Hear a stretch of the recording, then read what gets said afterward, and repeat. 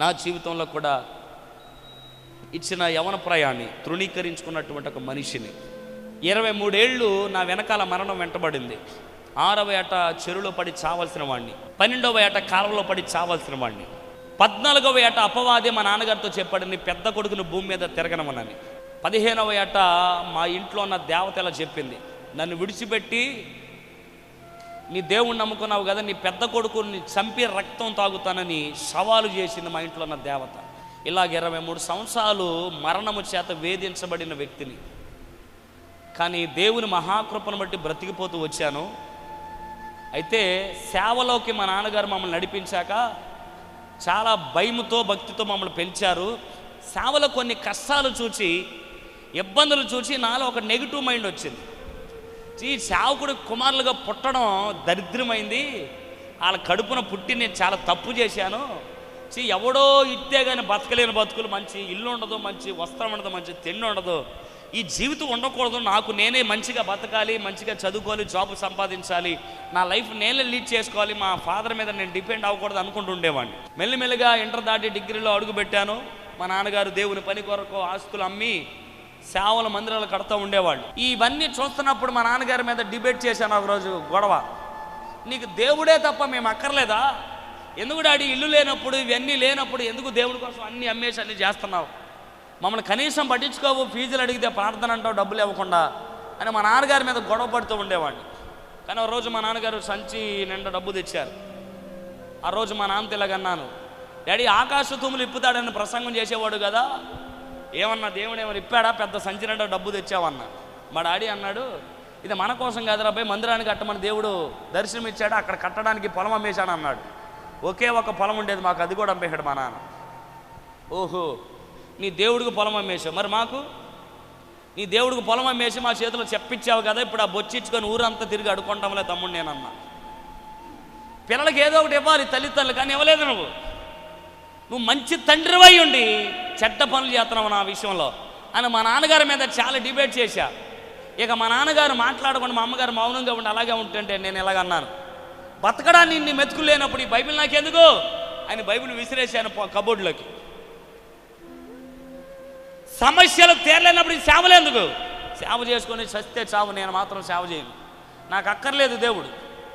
ఈ మాటలు మాట్లాడి మూర్ఖచిత్తంగా మాట్లాడుతుంటే మా నాన్న ఎప్పుడొచ్చాడు తెలియదు, వెనక బిడ్డగా వచ్చి కౌగులించుకొని మాట్లాడుతున్నాడు చెవు దగ్గర. ఈ వెనకాల ఉన్న షర్ట్ అంతా తడిసిపోయింది, నాకు అర్థమవుతుంది నన్ను ఏడుస్తున్నాడని. ఇలాగంటున్నాడు, పెద్దోడా మందసానికి 4 బోధకారులు ఉంటారా, నలుగురు 4 పక్కల మోస్తేనే దేవుని సన్నిధి భూమి మీద దిగి వస్తుంది. నేనొక్కడినే మోసాను అనుకో, మందసం జారిపోతే ఉజ్జియా చనిపోయినట్టు చావాలి కుటుంబం. దేవుడు మనల్ని ఈ ఊళ్ళో నమ్మినట్టు ఇంకెవరిని నమ్మలేదురా, మనల్నే నమ్ముకొని మనల్ని పిలిచి సేవ చేయమంటున్నాడు. పెద్దోడు అయి ఉండి ఇంటికి నువ్వే ఇలా మాట్లాడితే చిన్నోడు ఎందుకు తిరుగుబాటు చేయడు? అయినా దేవుడు నీకు కాళ్ళు లేనప్పుడు స్వస్థపరిచాడే, లేకపోతే అవిటోడుగా ఉండేవాడు కదా, కృతజ్ఞత ఉండాలి కదరా అని. ఏమో నాకేం చెప్పమాక, నాకు ఇష్టం లేదు, నాకు నచ్చట్లా, నేను ఉండలేను, నా ఇష్టం వచ్చినా నేను బతుకుతాను మా నాన్నగారితో చెప్పా. అయినా సరే ఒకవైపు దేవుని భయం ఉన్నా సరే పరిస్థితులను బట్టి మనసు చంపుకొని అలా మాట్లాడా.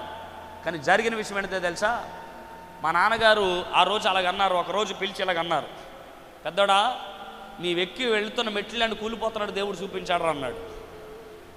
ఇక నాకు ఎక్కడ గంటింది ఆ రోజు ఆ మాట అనగానే. నీ చర్చిలోకి వచ్చే విశ్వాసులు వ్యాపారాలు అభివృద్ధి చెందుతున్నట్టు, చెరువులు దీవించినట్లు, వాళ్ళు అక్కడికి వెళ్తే జయం పొందుకున్నట్లు కళ్ళొస్తాయి, నీ కొడుకులు మాత్రం కూలిపోతున్నట్టు రాలిపోతున్నట్టు దర్శనాలకు అంటున్నావా? ఇక ఎంతసేపు మా విషయంలో ఇదేనా నీకు అని మా నాన్నగారితో గొడవపడి నాకు అక్కర్లేదు నీ దేవుడని అలిగేసి వెళ్ళిపోయా. కానీ ఎక్కడికి వెళ్తాం అలిగి? విజయవాడ అంతా తిరిగి రాత్రికి ఎక్కడికి రావాలా? సిగ్గు ఉండదు మనకి, అమ్మా నాన్న మీద సవాల్ చేసేస్తాం. కానీ ఒత్తి ఎలగదు, దీపం ఎలగదాకా ఆయిల్ కావాలా? ఎక్కడ ఉంటుంది మన దగ్గర? తిరిగి ఎంత లెక్క వెళ్ళినా సరే తిరిగి ఎట్టుకు రావాలి. ఎవడు ఆడతాండి మొఖానికి అన్నం? మనం ఎక్కడికన్నా వెళ్ళినా సరే మనకు ఆధారం కావాలి, అదే ఆధార్ కార్డు. సన్నాపో డాక్టరాపో, లేకపోతే నేను అనాథని ముద్రేస్తుంది ప్రపంచం. అందుకని ఆధార్ కార్డు ఇచ్చాడు, అది లేకపోతే మన జీవితంలో ఒక్కడికి ముందుకి వేయలేము. ఆ ఆధార్ కార్డులో అన్ని ఆధారం, అమ్మ నాన్న అడ్రస్ అన్నీ అందులోనే ఉంటాయి. ఎక్కడికో వెళ్ళిపోదాన్ని తిరిగి ఇంటికి వచ్చాను, మా నాన్న నవ్వుకున్నాడు. సరే అయిపోయింది, రోజులు గడుస్తూ ఉన్నాయి. ఇక్కడే మీకు ఒక విషయం చెప్తున్నాను. యవనస్తులు ఉన్నారు కాబట్టి. వివాహం కూడా దైవ చిత్తానుసారంగా జరగాలి. అంటున్నారా? వివాహం కూడా ఎలా జరగాలి? దైవ చిత్తానుసారంగానే జరగాలి. అలా జరగకపోతే చాలా నష్టాలు ఫేస్ చేయాలి. మా నాన్నగారితో ఓ పాస్టర్ గారు అమ్మాయి నాకు ఇష్టమండి, పెళ్లి చేయమంటే మా నాన్న అన్నాడు సరే చేస్తానన్నాడు. అయిపోయింది. తెల్లారు వచ్చి వాగ్దానం చెప్పాడు. ఏ వాగ్దానం? మెట్లు ల్యాండ్ కూలిపోయినట్టు. నీకు వచ్చిన లైఫ్ పార్ట్నర్ సరిగ్గా ఉండదు అబ్బాయి, అసలు నీ జీవితమే కొలాప్స్ అయిపోయినట్టు దేవుడు చూపిస్తున్నాడని చెప్పాడు. మనకి ఇష్టం ఎక్కువ కదా, ప్రేమలో లోక స్నేహాలు ఎక్కువ కదా, మనకు నచ్చింది ఇవ్వకపోతే చిన్నప్పటి నుంచి మారం చేసాం కదా, ఇసుకలో దొల్లో నేల మీద దొల్లో ఏదో విధంగా సంపాదించావు, అది అలవాటు అయిపోయింది, పుట్టుకల నుంచి వచ్చింది కదా. ఆ రోజు మా నాన్నగారి మీద చాలా దెబ్బలాడి సంపాదించుకున్నాను, వివాహం చేసుకున్నాను. మా నాన్నగారు ఎలా చెప్పారు అలా నా మెట్లండి కూలిపోయింది. చెట్టు మొదలు నరిగితే పిల్లమని ఇరిగిపోద్దే, నా లైఫ్ అలా పాడైపోయింది. మానసికంగా కృంగిపోయేటట్లు చేశారు. లేని క్యారెక్టర్, లేని జీవితాన్ని ఆపాదింపజేశారు. చెడ్డతనాన్ని నాకు అంటగట్టారు. కోర్టులు, పోలీస్ స్టేషన్ చుట్టూ తిప్పి పిల్లలు నలిపేశారు జీవితాన్ని. ఎంత ఏడ్చానో తెలుసా? ప్రపంచానికి ఆడది ఏడితే నచ్చుతుంది కానీ మగోడు ఏడిస్తే నచ్చదు. కానీ ఇద్దరికి దేవుడు మనసులు ఇచ్చాడనే సంగతి ప్రపంచానికి అర్థం కాదు. 4 గోళ్ల మధ్య ఏడ్చేవాడిని. తెల్లవారేసరికి నిద్ర ఉండేది కదా, ముఖం అంతా ఉబ్బిపోయి ఉండేది. నిద్ర లేని రాత్రుల్లో మనశ్శాంతి ఉండేది కాదు. గోడకి తలిపేసి బంతి కొట్టుకున్నట్టు తలకని బాదుకుంటూ ఉండేవాడిని. మనశ్శాంతి లేక ఉంటుంటే ఓ రోజు 2015 డిసెంబర్ 18వ తారీఖు నా గదిలో పడుకున్నట్టు కిటికీలో ఒక స్వరాన్ని విన్నాను. 2016వ సంవత్సరం ఇక్కడ నువ్వు చూడవని. 16వ సంవత్సరాన్ని నేను ఎందుకు చూడను అర్థం కాల. మా నాన్నగారి దగ్గరికి వెళ్తే ప్రార్థన చేసుకోరు అన్నాడు. ఇక ఈయనకి ప్రార్థన తప్ప మరొక ఆప్షన్ లేనట్టు ఉందనుకొని నేను వచ్చేసాను ఇంట్లోకి. వచ్చి ఎందుకు 16 చూడడం 12 రోజులు ఉంది, ఈ 12 రోజులు ఏమవుతానబ్బా? 16 చూడకపోవడానికి గల కారణాలు ఏంటి? మనకు కొంచెం ఛాందస్తం ఎక్కువ కదా వయసులో ఉన్న వాళ్ళకి. ఫోన్లో నా క్యాలెండర్ చూసి 16 కాదు 17, 18 కూడా చూస్తానని ఇలా తిరిగేస్తున్నాను. ఛాందస్తం ఎక్కువ. నా పెచ్చబడి ఆలోచన అన్నమాట. 16 ఎందుకు చూడడం 12 రోజుల్లో? ఫోన్లో క్యాలెండర్ ఓపెన్ చేసి 16, 17, 18 అంట. కానీ తిప్పినంత సులువు కాదు కదా జీవితాన్ని ఎలగొట్టుకోవడం. అర్థం కాల. మెల్లిగా ఆలోచనలు మారుతా మొదలయ్యాయి. ఓకే, ఎవరన్నా చంపుతారా, లేకపోతే నేనే చస్తానా, లేదా నాకు నేనే చావాలా? ఎవడో చంపడం కన్నా దేనికెందో పడి చావడం బెటర్ కదా. నా జీవితాన్ని నేనే చంపుకుంటే చాలా బెటర్ కదా, ఎవడో చేతిలో చావడం కన్నా. ఎవడో చంపితే నరహత్య అవుద్ది, నిన్ను చంపుకుంటే ఆత్మహత్య కదా, మర్చిపోయిన సంఘటన. నాకు నేను చంపుకుంటే తప్పు లేదు కదా, నాదే కదా ఏదైనా అనుకుని ఏం చేశానంటే కరెంటు వైర్లు కొనుక్కొని నోట్లు పెట్టుకొని స్విచ్ చేసుకొని గిలగిల కొట్టుకుంటూ ఉండేవాడిని. మనశ్శాంతి ఉండేది కాదు. ఆ బాధను బట్టి ఏడుస్తూ ఉండేవాడిని. గిలగిల కొట్టుకుంటూ ఫీజులు ఎగిరిపోయినాయి 2 సార్లు మా ఇంట్లో. ఏంటి పవర్ ఆగిపోయిందని మా నాన్న పక్క గదిలో నుంచి చూస్తే నల్లగా కమిలిపోయి ఇదంతా ఉండేది కరెంటు వైర్లు. ఫ్యాన్కు వేలాంటి రోజులు ఉన్నాయి. ఏంటి పక్క గదిలో ఫ్యాన్ ఆగిపోయిందని మా నాన్న వస్తే ఫ్యాన్కు వేలాంటి రోజులు ఉన్నాయి. పాయిజన్ తాగేసిన రోజులు ఉన్నాయి. ఎన్నో ప్రయత్నాలు. మా అమ్మ నాన్న పట్టుకుని ఇచ్చేవాళ్ళు. ఎందుకురా ఇలా చేసుకుంటున్నావు, ఏమైందిరా నీకు అని మా అమ్మ ఏడుస్తూ ఉండేది. ఇలా కాదు, ఇంట్లో ఉంటే ఇలాగ చేస్తున్నారని బండి డ్రైవ్ చేసుకుంటూ వెళ్ళిపోయి లారీల కింద పెట్టేసేవాళ్ళు. చాలా స్పీడ్గా వెళ్ళిపోయి చచ్చిపోదామని. శరీరం తునకలైపోయి పిల్లరా ఈ మాంసం అంతా చీలిపోయి బాధ పడరాని బాధ ఉండేది. ఈ బాధను బట్టి ఏడ్చేవాడిని కాదు. చిచ్చి ఇంకా సావు రాలేదేంట్రా, ఇంకెక్కడ ఎప్పుడు సావు వస్తుందని ఎదురు చూసేవాడిని. ఇలాగా సావు కోసం ప్రయత్నాలు చేసి ఇక విసుగుదల చెంది ఎవరికి చెప్పబెట్టకుండా డిసెంబర్ 23వ తారీఖు ఏర్లుపాడు ఉప్పుటేరు బ్రిడ్జి ఉంటుంది, భీమవరం వెళ్ళే వాళ్ళకి అర్థమవుతుంది. ఉప్పుటేరు బ్రిడ్జి మీద నుండి దూకి చావడానికి వెళ్ళిపోయా అర్ధరాత్రి ఎవరికి చెప్పకుండా. అప్పటికే తిండి లేదు, నిద్ర లేదేమో, బాగా బక్సిక్కిపోయి నీరసిల్లిపోయాను, కళ్ళు తిరుగుతున్న బయలు కమ్ముతున్నాయి. సో అలాగే అడుగేసుకొని బ్రిడ్జి మీదకి వెళ్ళాను. అటువైపు సమాధులు ఉంటాయి. ఆ సమాధులు ఇంకా చూసి ఇలాగ అనుకున్నాను, బతుకున్న మనుషులు ఎవరు కనీసం పలకరించరా, మాట్లాడలేరు, ఎందుకు వీళ్ళు కనీసం చచ్చిపోతే చూడు ఎంతమంది తోడుగా ఉన్నారు, ఒకరి పక్కన ఒకరు. నేను కూడా చచ్చిపోతే అంతమంది ఉంటారు, బతుకున్నవాడు ఎవడు ఉండరు కదా అనుకొని ఆలోచన చేసుకుంటూ ఆ బ్రిడ్జి మీదకి ఎక్కి హాయిగా చచ్చిపోరు, ఇంకెందుకురా మనుషులు ఎవరు పట్టించుకోలేదు, ఈ జీవితం ఎందుకు ఇంకెన్నాళ్ళు ఒంటరితనంగా అనుభవిస్తే ఒంటరితనం భయంకర నరకం, ఇది వద్దు, చచ్చిపో హాయిగా, ఎవడు లేపలేనంత గాఢ నిద్రలోకి వెళ్ళిపోతావు అని నేనే పెచ్చవాటిగా మాట్లాడుకున్న బ్రిడ్జి మీద నుండి దూకి సావడానికి సిద్ధపడుతుండగా దేవుని స్వరం నాతో మాట్లాడింది ఆ రాత్రి. హల్లెలూయా. అప్పుడు దాకా నాకు నమ్మకం ఉండేది కాదు, దేవుడు మాట్లాడతాడు, దర్శిస్తాడని. మొట్టమొదటిసారి చాలా మృదువైన స్వరముతో ఆయన మాట్లాడుతుంటే ఆయన మాట నా మనసులో ఉన్నటువంటి ఆవేదనలన్నిటిని తొలగించి బ్రతకాలని ఆశ పుట్టించింది. ఆ రాత్రి ప్రభు మాట్లాడుతున్నాడు, నా కుమారుడా జాన్, నీ తండ్రి అయిన మోషే దేవుణ్ణి నేను. ఆ మాట చెప్తుంటే మా నాన్నగారంటే అప్పటికి నాకు చాలా కోపంగా ఉండేది. ఎందుకు చెప్పాడో కూడా అర్థం కాల నాకు. కానీ ఎందుకు చెప్పాడు చెప్పనా, ఎవరికో చెప్పా పెట్టకుండా వచ్చానేమో. కానీ ఆ రాత్రి మా అమ్మ నాన్న క్రిస్మస్ ముగించుకొని ఇంటికి వచ్చి పడుకుంటే నీ పెద్ద కొడుకు చావడానికి వెళ్ళాడు, లేచి ప్రార్థన చేయమని దర్శనంలో గద్దించగానే మా అమ్మ నాన్న తుల్లిపడి లేచి మందిరంలోకి వెళ్ళి గుండెలు బాదుకుంటూ పిల్లలు ఎక్కెక్కేర్చి ప్రార్థన చేస్తుంటే వాళ్ళు ఇలా ప్రార్థన చేశారంట, ప్రభా నా కొడుకు చావకూడదు, వాడు బ్రతకాల. నా కొడుకు చేసిన ప్రతి దోషాన్ని మా నెత్తి మీద పెట్టుకుని ఒప్పుకుంటున్నామయ్యా, కనికరించు ప్రభా. ఏ చేత్తో బైబిల్ విసిరేశాడు అదే చేత్తో బైబిల్ పట్టుకోవాలా, ఏ నోటితో సేవ చేయను అంటున్నాడు అదే నోటితో నిన్ను ప్రకటన చేసే సేవకుడిగా మనసపడాలా. నా కొడుకును తప్పించాయని మా అమ్మ నాన్న ఏడ్చి చేసిన కన్నీటి ప్రార్థన విన్న దేవుడు ఆ రాత్రి చావడానికి వెళ్ళిన నా జీవితంలోనికి ఆ రాత్రి దిగొచ్చాడు. ఆ రాత్రి ప్రభు నా దగ్గరికి, నీకు అక్కర్లేదేమో నీ జీవితం, కానీ నువ్వు నాకు కావాలి. నీకు ఉపయోగం లేదేమో నీ జీవితం, కానీ నీ వల్ల నాకు చాలా, నేను నన్ను అరచేతిలో చెక్కుకున్నాను. నా పని చేయడానికి ఉంటే ఈ రాత్రి పద, నేను దర్శించి నీతో కొన్ని విషయాలు మాట్లాడతాను. సావు నుండి బయటపడేటట్లు దేవుడు ఒక్కొక్క మాట మాట్లాడుతుంటే నీ నోట పాటలుంచుతా, నీ నోట మాటలుంచుతా, మర్మయుక్తమైన ఆలోచనలు నేర్పుతా. చచ్చడిపోయి నిర్జీవమై ఉన్న సంఘాల్లో ఉజ్జీవాన్ని పుట్టించడానికి చివరి దినాల్లో నిన్ను నా సాధనంగా వాడుకోబోతున్నాను. నీలాంటి యవనస్తులు పాడైపోయే జీవితాలు అనుకుంటున్నారు, వాళ్ళ కోసం నిన్ను నా ప్రతినిధిగా నిలవబెట్టుకుంటున్నాను.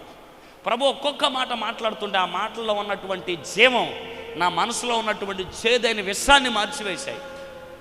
బ్రతకాలనే తాపత్రయం కలిగింది. నా మనసు నాకు కాన్షియన్స్లోకి వచ్చాను. ఎందుకు ఇక్కడ ఉన్నాను భయం అనిపించి పరిగెత్తుకుంటా మందిరంలోకి బయలుదేరి వెళ్ళా. తలుపు గెంటుకుంటూ వెళ్ళాను. మా అమ్మ నాన్న చూచి ఏడుపులు ఆగిపోయాయి. ఓ మూలకెళ్ళి అలాగే మోకరించి చూస్తున్నారు. నా ఇంకా నేరుగా నాకు నేనుగా ఆ రాత్రి మోకాళ్ళు వేసిన రాత్రి, దేవునికి స్తోత్రం. నాకు నేనుగా నా ప్రవర్తన అంతటి యందు ఆయన అధికారానికి లొంగిపోయిన రాత్రి.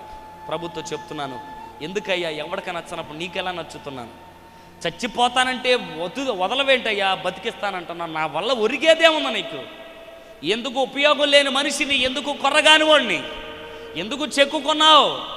నాలాంటోడు వల్ల నీకు ఒరిగేదేమీ లేదు, నన్ను వదిలిపెట్టమంటుంటే నీ జీవితాన్ని ఎంత అద్భుతంగా డిజైన్ చేశానో చూస్తావని ఆ రాత్రి దర్శనంలో దృశ్యరూపంగా చూపిస్తుంటే నోటు మాట పడిపోయి కళ్ళు అప్పగించుకొని చూడడం తప్ప నాకేం చేయాలో అర్థం కాల. ఎంత అద్భుతమైన జీవితమా, ఎవరికి దక్కుతుంది ఇంత గొప్ప జీవితం? ఎందుకు ప్రపంచానికి ఎంత ఆశీర్వాదకరంగా ప్రభు నన్ను చేయాలనుకున్నాడో ఆ రాత్రి అర్థం అవ్వలేదు. కానీ రోజులు సంవత్సరాలు జరుగుతుంటుంటే ఒక్కొక్కటి నేను దాటుకుంటూ వెళుతుంటే ఎంత మహిమకరమైన జీవితాన్ని ఆ రాత్రి ముగించేసుకోవాలనుకున్నాను. చూసారా, ఆ రాత్రే గనక ప్రభు గనక రాకపోయి ఉంటే నేను ఏమైపోదును? ఆ మరణ పంచు నుంచి బయటికి ప్రభు తీసుకొచ్చాక రాసిన కీర్తన, రాజా నీ సన్నిధిలోనే ఉంటానయ్యా. అప్పుడే ప్రభుతో చెప్పింది, ఊపిరాగేంత వరకు నేను నీతోనే జీవిస్తా. ఏ దారిలోనైనా నువ్వు నన్ను నడిపించు, ఎదురు ప్రశ్న వేయకుండా నీ వెనకాల నడిచి వస్తా. నిన్ను మించినోడు ప్రపంచంలో నాకు ఇంకెవడో లేడు, నువ్వు నాకు కావాలి. అందుకే మొదటి ఛానల్లో చెప్పా, కోల్పోయినవన్నీ నువ్వు నాకు ఇవ్వడానికి, బాధల్లో నన్ను బతికించడానికి. ఆ రాత్రి నువ్వు రాకపోయి ఉంటే నేనేమైపోతున్నావు? సమాధి అయ్యేవాడిని. నా సమాధి మీద 2-3 పిచ్చి మొక్కలు ఎవరికి గుర్తుండేది కాదు. కానీ ఆ మరణ పంచులోంచి దేవుడు జీవములోనికి నడిపించి ప్రపంచానికి ఆశీర్వాదకరమైన వ్యక్తిగా ప్రభు నన్ను మలిచాడు. నోట మాట పాట ఉంచుతానన్నట్టు ప్రభు నా నోట అద్భుతమైన పాటలు. నాకు నేనే అనుకుంటాను ఒక్కోసారి నా పాట అంటున్నప్పుడు, ఎవడు రాశాడు కానీ భలే రాశాడు అంటాను. నాకు నేను రాసుకోండి ఆశ్చర్యం అనిపిస్తుంటుంది. ప్రపంచ దేశాలన్నిటికి వెళ్ళిపోతుంది. ఈ మధ్య ఒక సాక్ష్యం అన్నా, ఏంటిదో తెలుసా? నాకు బాగా ఇష్టం ఇజ్రాయిల్ దేశం. ఇజ్రాయిల్ దేశంలో నాకు నెలలో కనీసం 15-16 అంటే ఇంచుమించుగా 10 నుండి 15 సార్లు రాత్రి పడుకునేటప్పుడు యెరూషలేం న్యూస్ చూడకుండా పడుకోను నేను, అంత ఇష్టం నాకు. ఈరోజు యెరూషలేంలో ఏం జరిగింది, ఇజ్రాయిల్ దేశంలో ఏ బిల్లు ప్రవేశపెట్టారు, ఏమైనా ఉన్నదా కొత్త న్యూస్ అని చదువుకొని కానీ పడుకొని, అంత ఇష్టం నాకు ఇజ్రాయిల్ దేశం. నేను అంటే చెప్పకూడదు కానీ చాలా ఉద్దేశాలు కలిగి ఉన్నాను ఇజ్రాయిల్ దేశం పట్ల. కానీ ఇశ్రాయేలు దేశంలో యేసుప్రభువారు భూమి మీద అడుగుపెట్టి ఒలీవల కొండ మీద నుండి ఆయన ఆరోహణమై పరలోకానికి వెళ్ళిపోయారు. ఇప్పుడు అదే ఒలీవల కొండ మీద ఒక మందిరం కట్టబడి ఉంది. ఆ మందిరాన్ని రెంట్కిస్తూ ఉంటారు. వారంలో ఒక్కొక్క రోజు ఒక్కొక్కళ్ళకి. ఆ వారంలో ఒక రోజు శుక్రవారం మన తెలుగు బాప్టిస్ట్ సంఘం వాళ్ళు దాన్ని రెంట్కి తీసుకొని అక్కడ ఆరాధన చేస్తూ ఉన్నారు. వాళ్ళు నాకు ఫోన్ చేసి చెప్పిన మాట ఏంటో తెలుసా? బ్రదర్, మీ పాట రిలీజ్ అయిన తర్వాత సంవత్సరానికి మీ పాట చూసాం. ఆ పాట విన్న రోజు నుండి ఈ రోజు వరకు ఆ ఒలీవల కొండ మీద నీ పాట పాడని శుక్రవారం లేదు మాకు అని చెప్పాడు ఆయన. ఎంత ధన్యం అనిపించిందంటే నా జీవితం. ఎందుకు కొర్రగాని ఒక మనిషిని అధపాతాళం ఉన్న వ్యక్తిని తీసుకొచ్చి ఇంత గొప్ప జీవితం ఇవ్వడం. చనిపోయిన వాళ్ళు సహితము, చావడానికి వెళ్ళిన వాళ్ళు సహితం దేవుడు ఈ పాటల ద్వారా బ్రతికించి ఎంత గొప్ప సాధనాలుగా దేవుడు మలుచుకుంటున్నాడు. ఎందుకు ఈ మాట చెప్తున్నాను తెలుసా? అది నా గొప్పతనం కాదు. ఒక మనిషి దేవుని చేతిలోకి వెళితే ఎంత దీవెనకరమైన జీవితం పొందుకుంటాడో ఎగ్జాంపుల్ నేనే. రూతే మన ముందుంది, కోరాహు కుమారులే మన కళ్ళ ముందున్నారు. నువ్వు ఎవరి చేతిలోకి వెళ్ళి జీవితాన్ని పాడు చేసుకోవడం కంటే అరచేతిలో చెక్కుకున్న వాడి చేతిలోకి గనక వెళ్ళగలిగితే ప్రపంచంలో ఈ దునియా మొత్తంలో నిన్ను గెలవగలిగినోడు ఎవడు లేడు. నువ్వు ప్రపంచానికి తలగాని ప్రభు నిన్ను ఉంచబోతున్నాడు. హల్లెలూయా. నీవు దేవునికి ఉపయోగకరమైన వ్యక్తివి. లక్షల మందికి, వేల కోట్ల మందికి నిన్నే జవాబుదారిగా దేవుడు నిన్ను నిలవబెట్టాలంటే మన స్వబుద్ధిని చంపుకొని దేవుని చిత్తానికి మనము శిరస వహించి ఈ యవన ప్రాయంలో ఉన్న కోరికలను లోకంలో కాకుండా దేవుని కొరకు, ఈ యవన ప్రాయంలో ఉన్నటువంటి దృష్టి యొక్క ఇష్టాన్ని ఈ మన ఇష్టాల కొరకు కాదు కానీ దేవుని ఇష్టం చొప్పున గనక నిలవబెట్టుకోగలిగితే దేవుడు నిన్ను వాడబారిని స్వచ్ఛంగా నిన్ను నిలవబెట్టుకోబోతున్నాడు. ఇలా చూపించి అవమానపరిచిన వాళ్ళ చేతులతోనే 2 చేతులతో దండం పెట్టేటట్లు చేయబోతున్నాడు. ఎక్కడ పడ్డావో అక్కడ నిన్ను లేవనెత్తాలనుకుంటున్నాడు. నీ అవమానాన్ని ఆశీర్వాదకరంగా, నీ నిందలను వందలుగా మరచగలిగిన దేవుడైన ఈ పూట ప్రభు ఎదుగొద్దామా? నీ శరీరాలు దేవునికి అర్పించి నీ హృదయం అంతటితో దేవుని చిత్తానికి లోబడదాం. ఆ రాత్రి ప్రభు నన్ను దర్శించిన కారణాన్ని బట్టి ఈ రోజుకు నేను సజీవుల లెక్కలా నిలవబడ్డాను. అందుకు ఆయనకి సాక్షిగా, ఆయన ప్రతినిధిగా, ఆయనకి నేను రుణపడి బతికే జీవితమే ఈ చిన్న జీవితం. నా జీవితాలు పెద్ద గొప్పగా ఏమి లేవు, చిన్న అల్పమైన జీవితం. ఒక్క దినము ఆయనకి 1000 దినాలతో సమానం అంటే మన జీవితాలు చాలా లెక్కలోకి వెళ్తే చిన్నవి. అందుకనే దావీదు ఏడ్చి అలా ప్రార్థన చేశాడు, నా దినముల పరిమాణం కొద్దిగానే ఉంది, అవి ఎలా తెలుసుకోవాలో నాకు కొంచెం చెప్పవా ప్రభా, నేర్పించవా అని అడిగినాడు. ఈ పూట కూడా నీతో మాట చెప్తున్నాను. మరి నీ జీవితం ఏంటి? నీ హృదయం ఎలా ఉంది? నీ జీవితం యొక్క లక్ష్యాలు, గమ్యాలు ఎలా డిసైడ్ చేసుకోబోతున్నావు? ఆ డిసైడ్ ఈ పూట ప్రభుతో చెప్పేసి వెళ్ళిపోదాం. దేవుడి మాటలు మన వెనుకలో దీవించును గాక.